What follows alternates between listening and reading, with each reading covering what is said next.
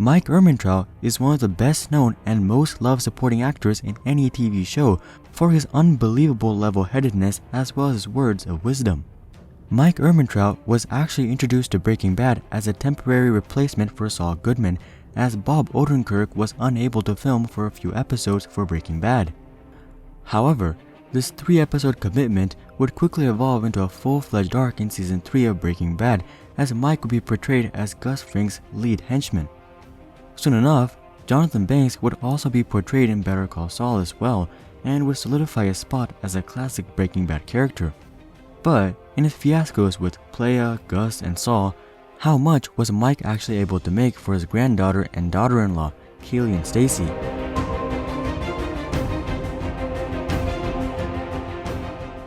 Starting off with Mike's dealings with Playa, we know that he gets $1,500 for each time he backs up Playa or Daniel in one of his dealings with Nacho. We don't exactly know how many times Mike backs up Daniel, but we know that it's just a handful of times before Daniel decides to get a Hummer, causing both Mike and Nacho to be unwilling to do business with him. We'll just say that around 5 deals go down before this happens, allowing for Mike to profit $7,500. But that's not it from Playa. Mike also helps facilitate a deal between Playa and Nacho where Daniel trades the Hummer for the baseball cards and Mike gets a $10,000 cut. Mike's first encounter with Good Money is when he charges Nacho $50,000 to take out Tuco. However, this full amount doesn't actually materialize in the way you would think. Mike actually lowers the amount to $25,000 to put Tuco in jail rather than kill him. Nacho actually pays Mike this amount, but Mike returns the full amount when he helps Hector Salamanca get Tuco out of jail earlier. Though he doesn't profit anything from Nacho, Mike is able to get the full $50,000 he originally wanted from Hector, pushing up his pre-Gus earnings to $67,500. In the meantime, he does have some dealings with Jimmy, like stealing from the Kettlemans, but none of these actually led to any money for Mike. Moving on to when Mike hits it big with Gus, his first job for Gus is getting Hector's truck stopped by border security and shutting down Hector's flow from the south. This is a pretty big deal as this gives Gus control over Hector, and we would expect Mike to be paid well. And he is, as it seems like he gets about $30,000 from Victor for doing this. However, classic Mike returns the money as he did the job for his own morals and not for Gus. Later on, Mike realizes that he has a lot of money that he can't spend, so he goes to Gus to get help laundering his money. In this conversation, he reveals that he has made about $200,000 from his criminal activities thus far. So, it looks like there's roughly another $132,500 in pre-Gus earnings for Mike. Mike's first long-term project with Gus is leading the construction of the Superlab. We don't really know how much Gus pays Mike for this job. It's likely a good amount, but not too high, because though this job has several logistical risks, there's no real danger to his or the team's safety. So it's unlikely that he gets paid 6 figures per month to lead the project. Considering that Mike has a history of charging $50,000, we'll just say he gets paid $50,000 per month. With the project lasting roughly 6 months before Werner Ziegler escapes, causing him to stop and postpone the project, Mike would have made about $300,000 during this time. And this would be the point that Mike would fully become Gus's right-hand man. Considering that Season 5 of Better Call Saul takes place between April and June of 2004, we'll say that Mike starts working for Gus in May of 2004. This arrangement would basically continue up until Walter starts working for Gus in March of 2009, which would skyrocket their profits. In the meantime, we know from the How Much Does Gus Fring Make video that Gus Fring was pushing around 100 pounds per week at $1,700 per ounce.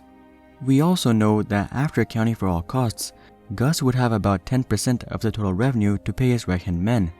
Gus has many henchmen, but his main 3 are Victor, this dude, and Mike. So, it would make sense that the main guys get about 5% of the revenue, and all of Gus's other men get the other 5%. If the 5% is split equally, Mike would get 1.66% of the total revenue. With the total revenue being $10.88 million per month, Mike's cut would be about $181,000 per month.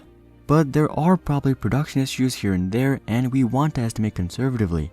So we'll just say Mike gets $150,000 per month during this time period, which works out to $8.7 million. During the 4 months that Walter works for Gus, Walter is able to up Gus's production to 200 pounds per week at a higher $2,500 per ounce, allowing for $8 million in revenue per week.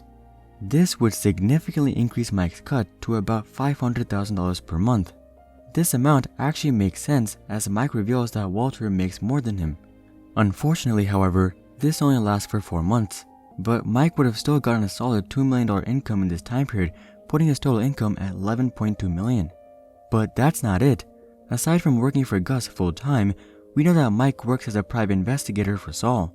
We don't know when Saul opens his legal practice, but assuming that sometime in 2005 or 2006, Mike would have worked for Saul for about 4 to 5 years.